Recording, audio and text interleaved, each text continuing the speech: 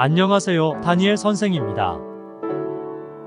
우리는 지난 시간 개체군의 특성 중 생존 곡선, 주기적 변동, 그리고 개체군 내 상호작용에 대해 알아보았습니다.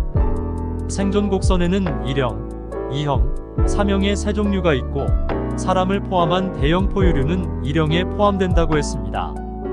그리고 돌말과 툰드라 지역에서의 피식과 포식 관계를 통해 주기적 변동에 대해서도 알아보았죠. 마지막으로는 개체군 내 상호작용으로 순위제, 리더제, 텃세, 사회생활, 그리고 가족생활에 대해서도 알아보았습니다. 기억나나요? 오늘은 생태계와 상호작용 중에서 군집에 대해 알아보도록 할 것입니다. 첫 번째 시간으로 군집의 구성과 특성에 대해 알아볼 건데요. 오늘 학습을 통해 여러분은 군집의 구성을 통해 군집 내 중요도와 우점종의 개념을 이해하고 방영구법을 통한 식물을 조사하여 우점종을 결정할 수 있을 것입니다.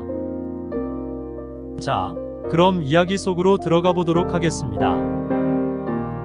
브로멜리아드는 다른 나무에 붙어서 자라는 열대식물로 길고 뻣뻣한 잎 사이에 빗물을 저장함으로써 뿌리를 내리지 않고도 살아가기에 충분한 수분을 확보할 수 있다고 합니다. 브로멜리아드의 잎 사이에 저장된 물은 달팽이, 개구리, 도롱뇽 등 수백 가지 동물의 서식지가 되기도 하죠. 브로멜리아드의 잎 사이에 고인 물에서 함께 살아가는 여러 종의 생물들은 서로 어떤 영향을 주고받을까요? 작은 모기나 파리의 유충, 집게벌레, 쥐며느리 등 조그만 동물들이 브로멜리아드 잎 사이에 고인 물을 찾아 모여들고 거미나 포식성 곤충은 이들을 잡아먹으러 이곳을 찾습니다. 또 개구리나 도롱뇽도 이곳에 알을 낳고 작은 동물을 잡아먹기도 합니다. 한 환경을 좋아하는 달팽이나 민달팽이류는 주변에 머물면서 브로멜리아드의 잎을 갉아먹기도 하죠. 가끔 커다란 조류나 포유류도 물을 마시기 위해 모여듭니다. 브로멜리아드 잎 사이에 고인 물에서 살아가는 동물들의 사체나 배설물은 브로멜리아드에게 토양에서 얻기 힘든 영양소를 제공합니다. 브로멜리아드 개체 하나가 바로 군집이라고 할 수 있습니다. 개체군들의 모임인 군집의 구성은 어떻게 이루어질까요? 군집의 구성. 한 지역에 모여 사는 모든 개체군의 집합을 군집이라고 합니다. 군집은 여러 생물종으로 되어 있을 뿐만 아니라 각기 다른 방식으로 환경 또는 다른 개체군과 영향을 주고받으므로 단일 개체군과는 구별되는 여러 가지 특성을 나타냅니다. 여러 종의 생물이 모여 군집을 이루면 같은 종으로 구성된 개체군과는 다른 특성들, 즉 먹이 사슬, 먹이 그물, 층상 구조, 생태 분포 등이 다양하게 나타납니다. 군집을 이루는 생물은 생태계 내에서 생산자, 소비자, 분해자로서의 역할을 수행하며 살아갑니다. 군집에 속한 생물들의 먹고 먹히는 관계를 순차적으로 나타낸 것을 먹이 사슬이라고 하며 먹이 사슬이 복잡하게 얽힌 것을 먹이 그물이라고 합니다. 잠깐 과학적 사고력을 점검해 볼까요? 아침에 먹은 음식을 떠올려보고 생산자로부터 최종 소비자인 나에게 음식이 도달하기까지의 과정을 먹이사슬로 이야기해 볼까요? 밥, 나물, 과일, 채소 등의 식물성 음식은 생산자인 식물을 통해 소비자인 나에게 전달됩니다. 또 소고기를 먹었다면 1차 소비자인 소는 생산자인 풀을 먹고 1차 소비자인 소를 통해 2차 소비자인 나에게 전달되겠죠. 고등어는 어떤가요? 해양 생산자인 식물 플랑크톤은 1차 소비자, 동물 플랑크톤에 섭식당하고 2차 소비자인 작은 물고기, 그리고 3차 소비자 고등어를 거쳐 4차 소비자인 나에게 전달될 것입니다. 자, 이제 군집의 구조와 특성에 대해 알아보도록 하겠습니다. 군집의 구조와 특성. 군집을 이루는 개체군의 종류와 각 개체군의 개체수는 군집의 특성을 좌우합니다.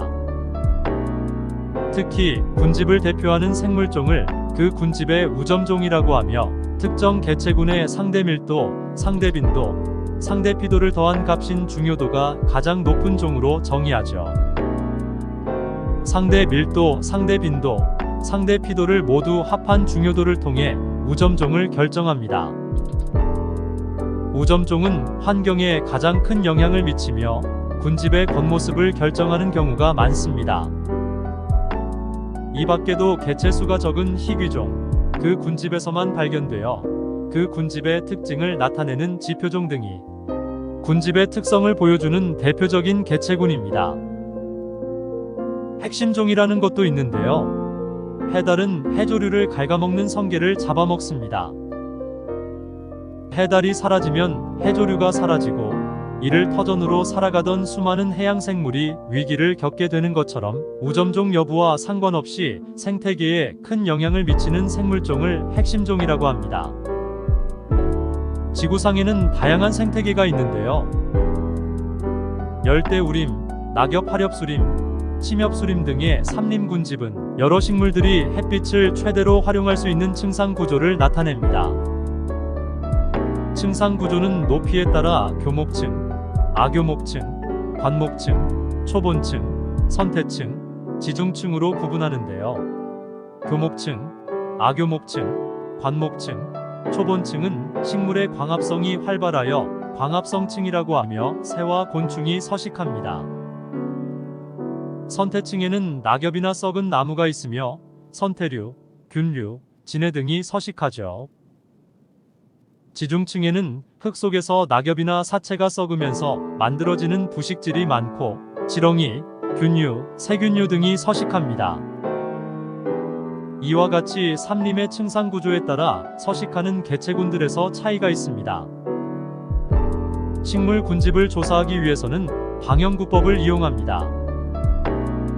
방형구법은 조사할 곳에 방형구를 설치하고 방형구에 나타난 식물종의 개체수, 밀도, 그리고 종이 출현한 방형구 수, 빈도, 식물이 지표를 덮고 있는 정도인 피도를 조사하여 종의 중요도를 알아내는 방법입니다.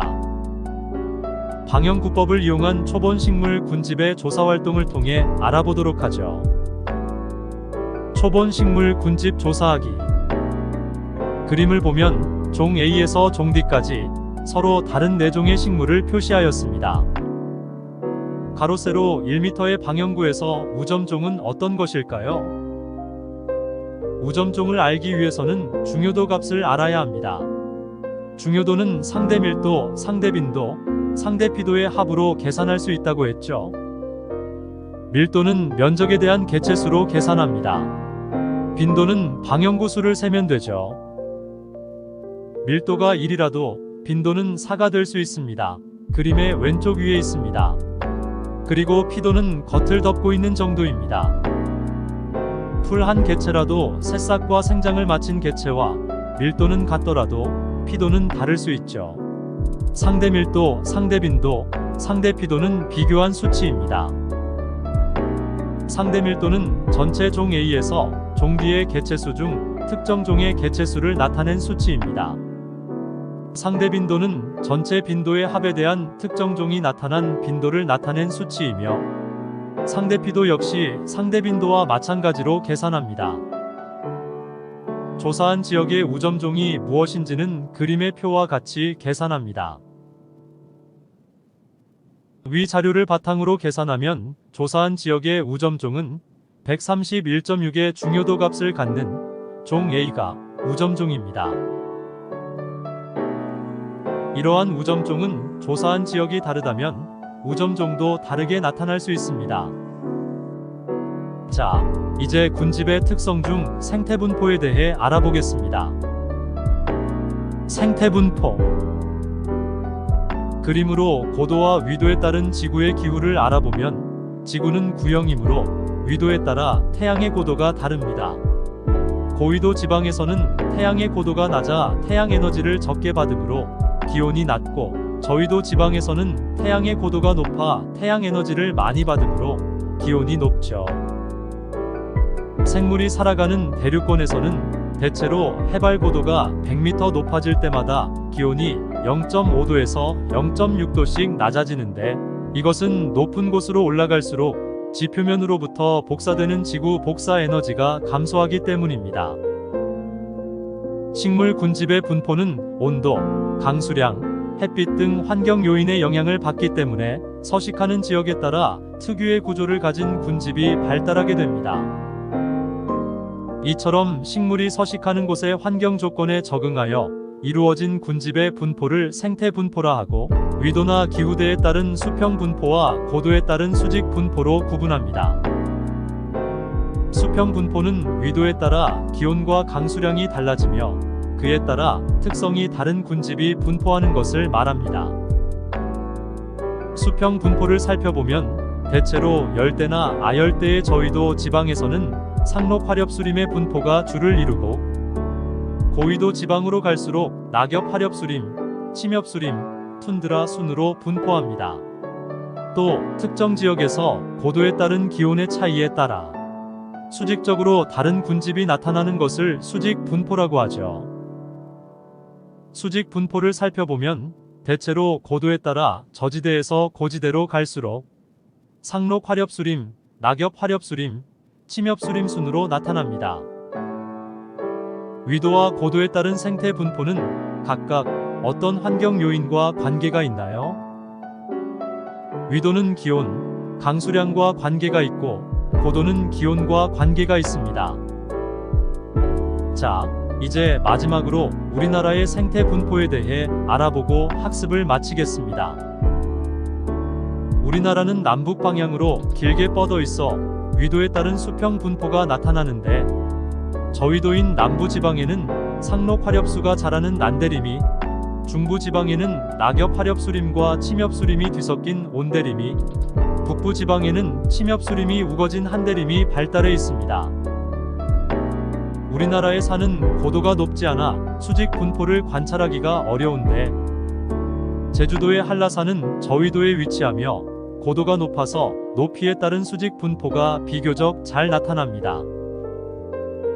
오늘은 군집의 구조와 특성에 대해 알아보았습니다. 특히 중요한 것은 군집의 조사 활동으로 알아본 방영구법입니다.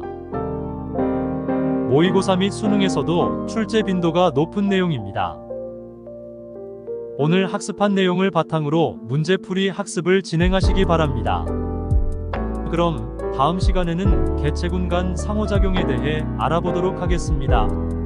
수고하셨습니다.